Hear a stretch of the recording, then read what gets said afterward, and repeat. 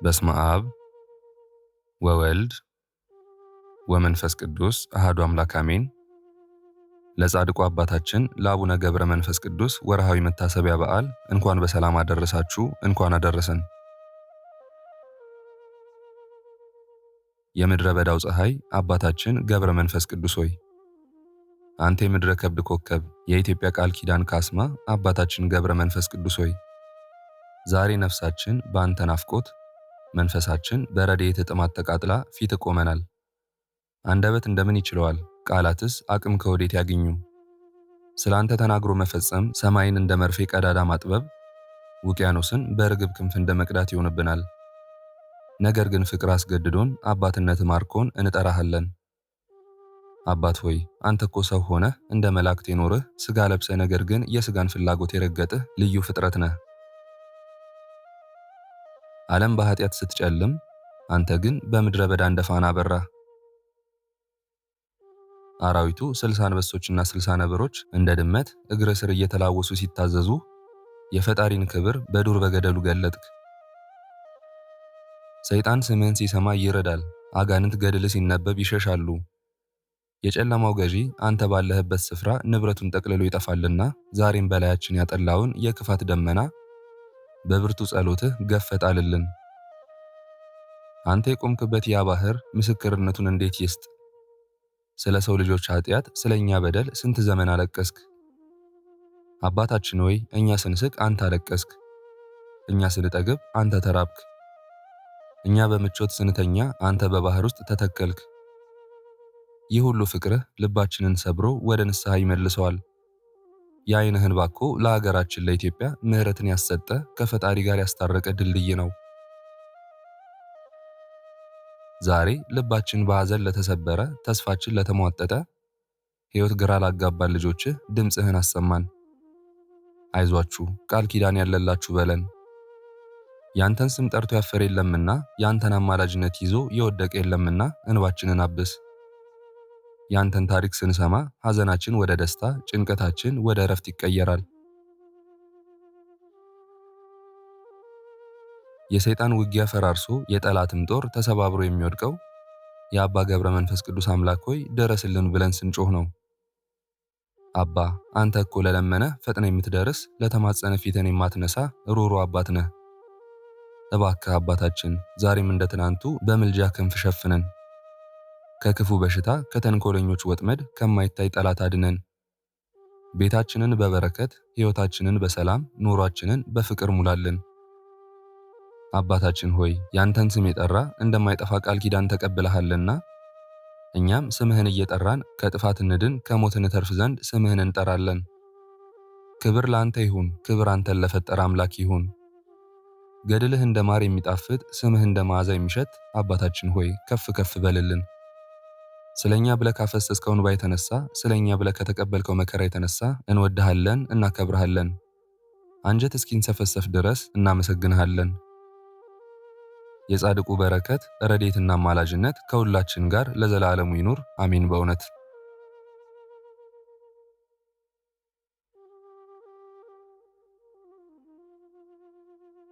በስመ አብ ወወልድ ወመንፈስ ቅዱስ አሐዱ አምላክ አሜን። ገድለ ብፁዕ ቅዱስ አቡነ ገብረ መንፈስ ቅዱስ በዕለተ እሁድ የሚነበብ የሚጸለይ 33ኛ ምዕራፍ። አንድ አምላክ በሚሆኑ በአብ በወልድ በመንፈስ ቅዱስ ስም አሜን። ንዑድ ክቡር አባታችን አቡነ ገብረ መንፈስ ቅዱስ ጌታችንን እናትህ ድንግል ማርያምን አምጣልኝ፣ መንፈሳውያን የሆኑ የምድር ነገሥታትን አምጣልኝ አለው። እናቱ ድንግል ማርያምን ፈጥኖ አምጥቶ ከፊቱ አቆማት። ጌታችንም የእናቱ የድንግል ማርያምን ሁለቱን ጡቶቿን ይዞ የሰጠሁህን ቃል ኪዳን እንዳልዋሽህ በጠባሁት በእናቴ ጡት እምልልሃለሁ አለው። እመቤታችን ቅድስት ድንግል ማርያምም የተወደደ ልጇን ለጌትነት ምስጋና ይገባል፣ በወዳጅ ገድል ምክንያት ምሕረትን ለሰው ልጅ አብዝተሃልና የዚህን ጻድቅ ሰው ገድሉን ትሩፋቱን ንገረኝ አለችው። ጌታችንም ከአዳም እስከ አብርሃም ከአብርሃም እስከ ዛሬ ድረስ እንደዚህ ጻድቅ ትጋትን፣ ገድልን፣ ትዕግስትን የሚያበዛ ንጽህናን ገንዘብ የሚያደርግ እህልን የማይበላ አላገኘውም። ከሰማይ በታች እርሱን የሚመስለው የለም። እስከ ዓለም ፍጻሜ ድረስ እንዲህ አይነት ሰው አይወለድም። በአንድ ቀን 40,000 ከ4,000 እንደ መንኮራኩር ይሰግዳል። የዳዊት መዝሙርንም በቀን 40 በሌሊት 40 ጊዜ ይጸልያል። ቀኝ ጉንጩን ግራ ጉንጩን 1000 ጊዜ ይመታል። በዝቋላ ባህር ተዘቅዝቆ እየጸለየ 100 ዘመን ኖረ። ሰውነቱ ሁሉ እንደ ጨው ሟሟ፣ አጥንቶቹም እንደ መርፌ ቀዳዳ ተበሳስተው እንደ በረዶ ነጽተው ታዩ አላት።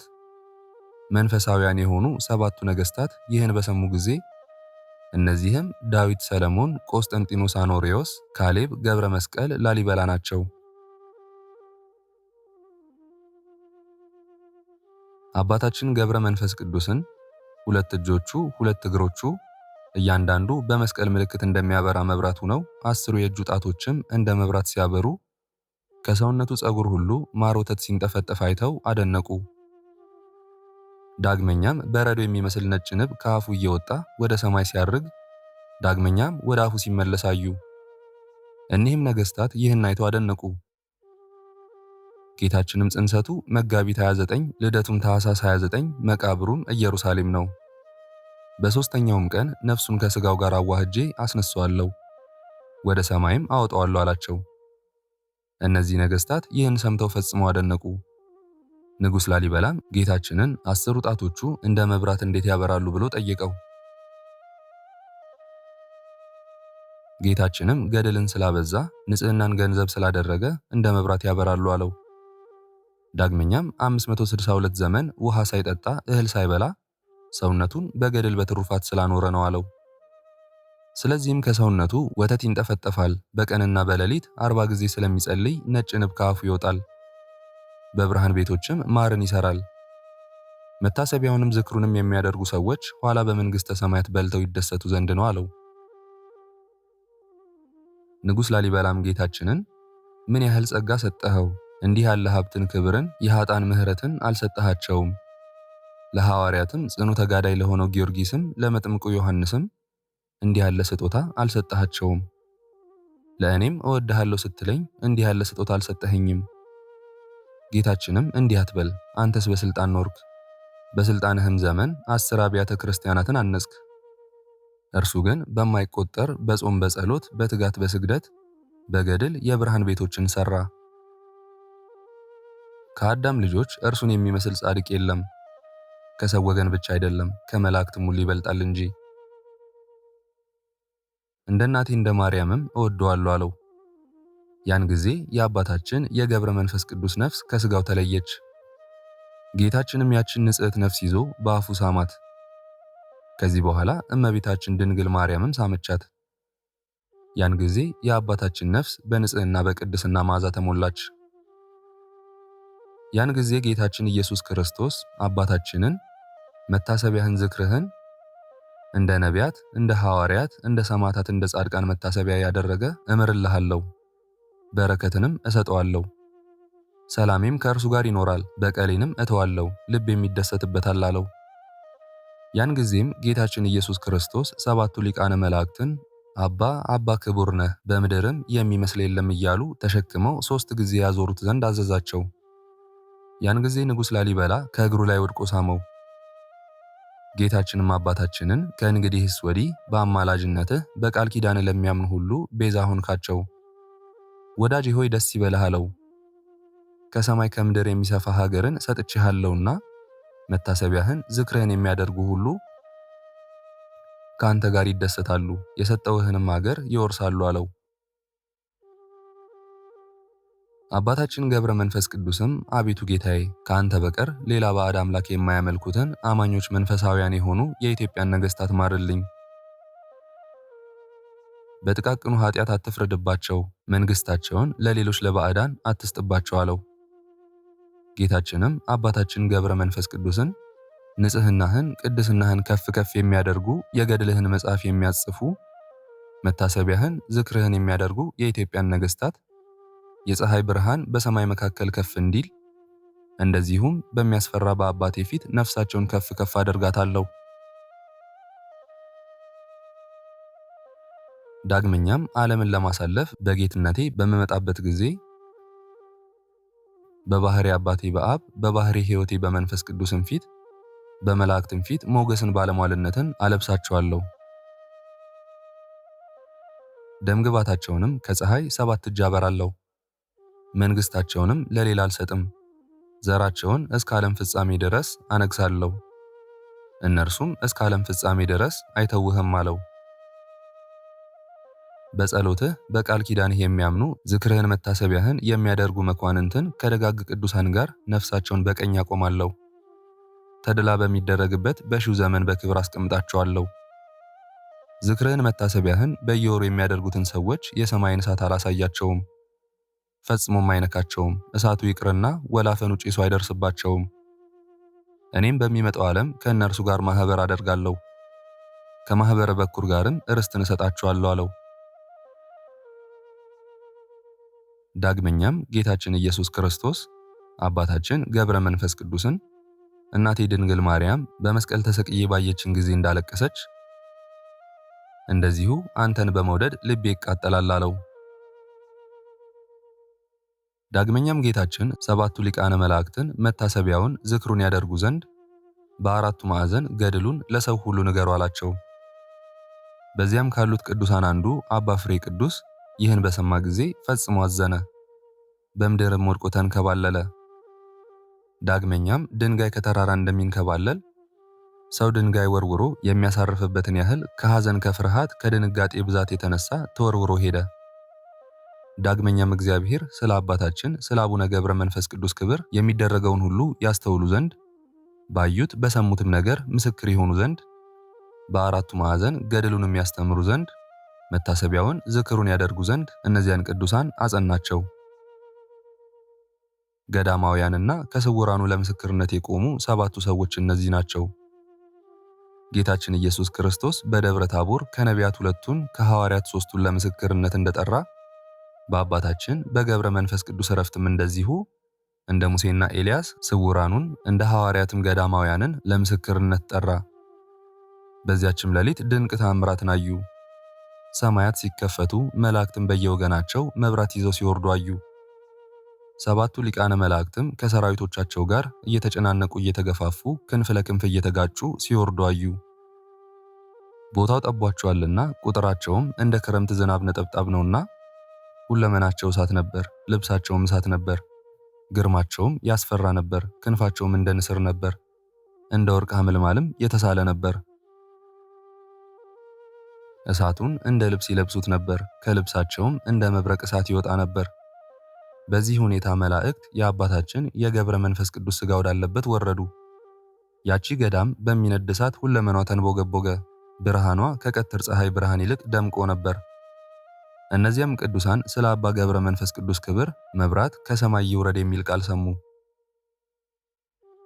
ዳግመኛም በክብር በምስጋና አባ ገብረ መንፈስ ቅዱስን ትቀበሉ ዘንድ 7ቱ ሊቃነ መላእክት ውረዱ የሚል ቃል ሰሙ። ዳግመኛም አርባብ መላእክት አባ ገብረ መንፈስ ቅዱስን ተቀብላችሁ ለዘላለሙ ሐዘን ወደሌለባቸው የብርሃን ቤቶች ታስገቡት ዘንድ ውረዱ የሚል ቃልን ሰሙ።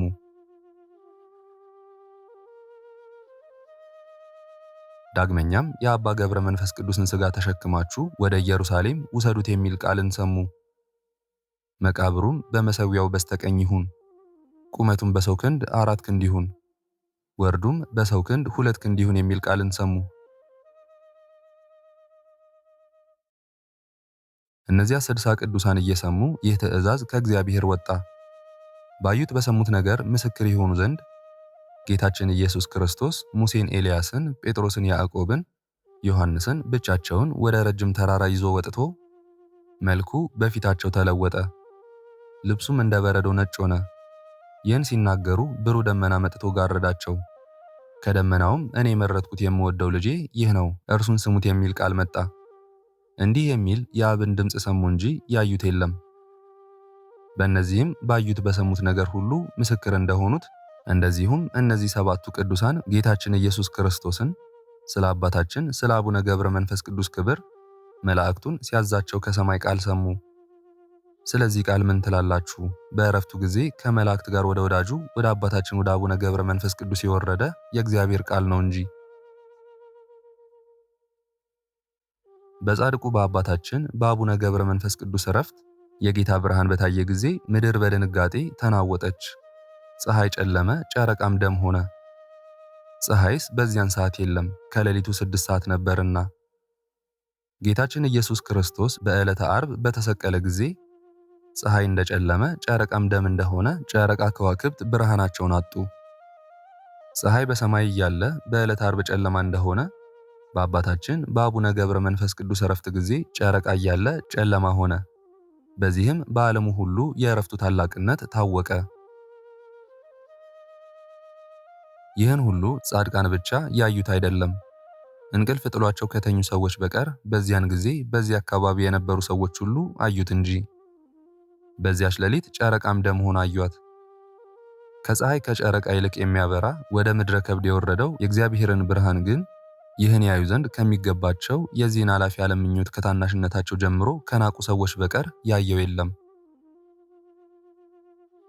አቡ ቀለምሲስ ዮሐንስ የብርሃን ልጆች ትሆኑ ዘንድ በብርሃን ጌታ እመኑ እንዳለ የብርሃን ልጆችም የተባሉ በዚህ ዓለም ኃጢአት ያልሰሩ ንጹሐን ናቸው፣ ለዘላለሙም ብርሃን አይለያቸውም። ከዚህ በኋላ እነዚህ ቅዱሳን ቅዱስ ሚካኤል 12 አክሊላትን በእጁ ይዞ በአባታችን በገብረ መንፈስ ቅዱስ ሥጋ ቀኝ ቆሞ አዩት። ሌሎችም መላእክት እንደ ውሃ ፏፏቴ ያለማቋረጥ ልዩ ልዩ በሆነ ምስጋና ንጽሕት በሆነች ነፍሱ ፊት ሲያመሰግኑ አዩ። ይህ ሁሉ ሥርዓት ከተፈጸመ በኋላ አርባብ መላእክት ሥጋውን ተሸከሙ ብለው አሰምተው ተናገሩ። ቅዱሳኑም በዓይናቸው እያዩ በሰማይ እንደ እሳት እየተንበለበሉ እግዚአብሔር ወዳዘዛቸው ይቀብሩት ዘንድ ወሰዱት። ትጉሃን መላእክትም አሳረጉት፣ የደረሱበትን ግን አላወቁም። መቃብሩ በኢየሩሳሌም ይሁን የሚል ቃልን ሰሙ እንጂ። ነቢዩ ዳዊትም ኢየሩሳሌምስ እንደ ከተማ የታነጸች ናት እንዳለ በሰማይና በምድር መካከል የአባታችን የገብረ መንፈስ ቅዱስን ሥጋ ተሸክመው መላእክትን ባዩአቸው ጊዜ ከስውራን 30 ከገዳማውያን 30 ሆነው ከእነርሱ በመለየቱ ያለቅሱ ዘንድ መጡ። ከኢትዮጵያ ብቻ የመጡ አይደለም፣ ከግብፅ ከገዳማ አስቄጥስም በሰረገላ መጡ እንጂ።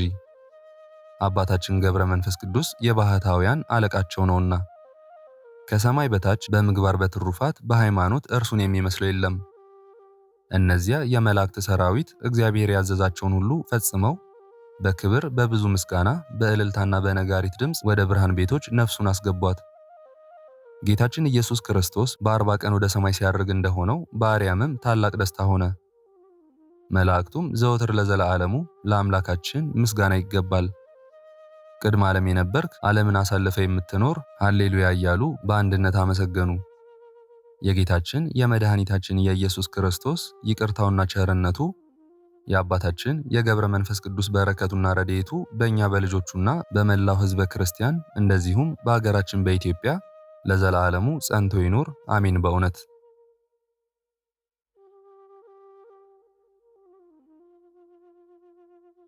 በስመ አብ ወወልድ ወመንፈስ ቅዱስ አሐዱ አምላክ አሜን።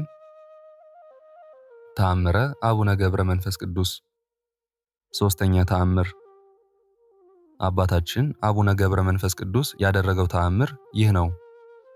ጸሎቱና በረከቱ በገዳማችን እንደዚሁም በአገራችን በኢትዮጵያ ለዘላለሙ ጸንቶ ይኑር አሜን። የቀትር ጋኔን የያዛት አንዲት ሴት ነበረች። በየ3 ቀንም ይጥላት ነበር። እስከ 3 ዓመትም እየተሰቃየች ኖረች። ከ3 ዓመት በኋላ ወደ አንድ ታላቅ መንፈሳዊ ካህን ሄደች። ሄዳም የምድንበትን ምክንያት ንገረኝ፣ የቀትር ጋኔን ይዞ እየጣለ ያሰቃየኛልና አለችው። ያም ታላቅ የሆነ ካህን ድንቅ ተአምር የሚያደርግ የአባታችን የገብረ መንፈስ ቅዱስን መታሰቢያ ዝክሩን አድርጊ፣ እርሱ ያድንሻል። ይኸውም በዓሉም መጋቢት 5 ቀን ነው ብሎ መከራት። ያቺም ሴት ደስ እያላት ሄዳ ለባሏ ነገረችው። ባለቤቷም ይህን ሰምቶ የማዳን ምልክት ቢያሳየኝ ጥማድ በሬን እሰጣለሁ፣ መታሰቢያውንም ዝክሩንም አደርጋለሁ አለ። በዚያችም ሌሊት አባታችን ገብረ መንፈስ ቅዱስ መጥቶ በአጠገቧ አቁሞ ያንን ጋኔን አንተ ርኩስ መንፈስ ከእርሷ ተለይተህ ውጣ፣ በእኔ ቃል ኪዳን አምናለችና አለው። ጋኔኑም በእርሷና በባሏ መካከል ይኖር ነበር። አባታችንም ፈጥኖ ተነስቶ በመብረቅ መታው። ሁለቱም ባልና ሚስት ግን ደነገጡ። ተነስተውም ወደ ደጅ ወጡ። ያን ጋኔን ወድቆ አገኙት። ሁለመናው በእሳት የተለበለበ ግንድ ይመስል ነበር። ፊቱም ዝንጀሮ ይመስል ነበር። የሀገሩ ሰዎች እስኪሰሙ ድረስ አሰምተው ጮኹ። የሀገሩም ሰዎች ጩኸቱን ሰምተው ተሰበሰቡ። ይህን ድንቅ ተአምር አይተው ፈጽሞ አደነቁ። በለኩትም ጊዜ ቁመቱ 4 ክንድ ከስንዝር ሆነ፣ ጎኑም 2 ክንድ ያህል ሆነ። በማግስቱም ወደ ገደል ሊጥሉት ወደው 40 ጎልማሶች ወጥተው ጎተቱት፣ አልቻሉትም። ዳግመኛም የሀገሩ ሰዎች ከልጆች ከሴቶች ጋር ሆነው ጎተቱት፣ አልቻሉትም። ጋኔኑ የወጣላት ያቺ በሽተኛ ሴት ግን 3 ጊዜ በአባታችን በገብረ መንፈስ ቅዱስ ጸሎት አንተ ጋኔን ተነስ ብላ ብቻዋን ገመዱን ይዛ ጎተተችው። ከዚያ የነበሩ ሰዎች ሁሉ እያደነቁ ተከተሏት። ብቻዋን ጎትታ ወስዳ ወደ ገደል ጣለችው። አባታችን ገብረ መንፈስ ቅዱስ ይህን ድንቅ ታምራት አደረገ። የአባታችን ጸሎቱና በረከቱ በሕዝበ ክርስቲያኑ ላይ ለዘላለሙ ጸንቶ ይኑር፣ አሜን። በእውነት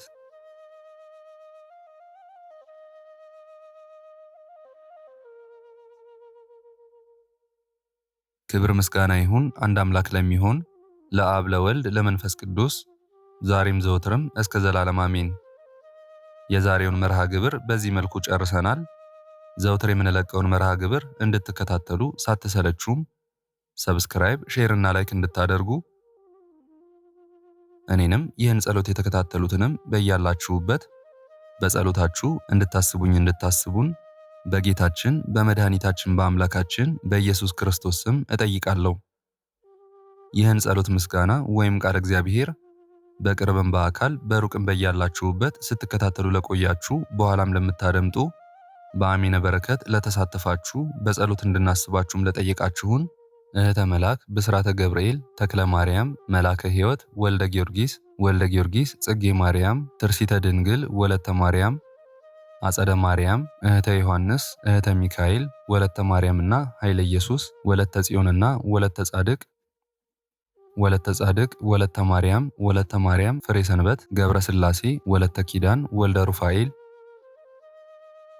ቀጸላ ማርያም ተክለ ሥላሴ ወለተ ሐና ወለተ ጽዮን ወልደ ትንሣኤ ወልደ እስጢፋኖስ አጸደ ማርያም ወለተ ጊዮርጊስ ወለተ ሥላሴ ሰለሞን ወለተ ማርያም አስራተ ማርያም ወልደ ሰንበት ወለተ ኢየሱስ ገብረ መድን ገብረ ኪዳን ብርሃነ መስቀል ወለተ ኢየሱስ አጸደ ማርያም ወለተ ማርያም ክንፈ ሚካኤል ወልደ ገብርኤል ኃይለ ሚካኤል ወለተ መድህን እህተ ሚካኤል ክንፈ ሚካኤል እንቁ ሥላሴ ወለተ ሚካኤል ጸጋ ዘአብ ገብረ ሥላሴ ወለተ መድህን ገብረ መድህን ወለተ ቂርቆስና እህተ ማርያም ገብረ ሥላሴ ክንፈ ሚካኤል ኃይለ ኢየሱስ ገብረ ኪዳን ገብረ ሥላሴ ፈቃደ ሥላሴ ኃይለ ኢየሱስ ወለተ ሥላሴ ሰብለ ማርያም ቶማስ ወለተ ማርያም አጸደ ማርያም ገብረ ማርያም ፍቅርተ ማርያም ወለተ ሐና ወለተ መስቀል ወለተ ኪሮስ ፍስሐዬ ወለተ መድህን ወለተ ማርያም ሚሚ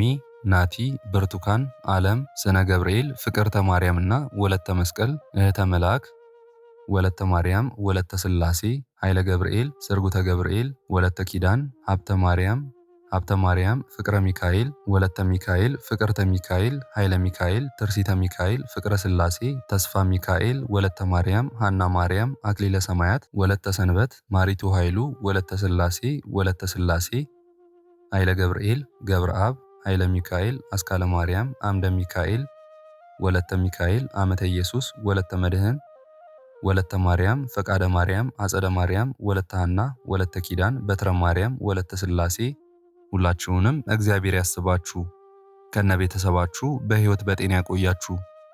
ዕድሜ ዘመናችሁ የተባረከ ይሁን።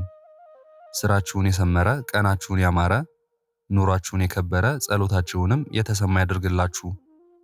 እንዲሁም በአካል በሥጋ የተለዩንን ሙሉ ማሞ ወለተ ሥላሴ ወለተ ጽዮን ወልደ ሰማያት እግዚአብሔር ነፍሳቸውን ይማርልን፣ በአጸደ ሕይወት በገነት በመንግሥተ ሰማይ ያሳርፍልን። እግዚአብሔር አምላካችን እስካሁን ሰዓት ጠብቆ ለዚህ ያበቃን የአባቶቻችን አምላክ ልዑል እግዚአብሔር ስሙ ፈጽሞ የተመሰገነ ይሁንልን። እመቤታችን ቅድስት ድንግል ማርያም ዘላለማዊ ስሟ የተወደደ ይሁንልን። ጻድቃን ሰማዕታት፣ ቅዱሳን መላእክት እንደየክብራቸውና እንደየማዕረጋቸው የከበሩ ይሁኑልን።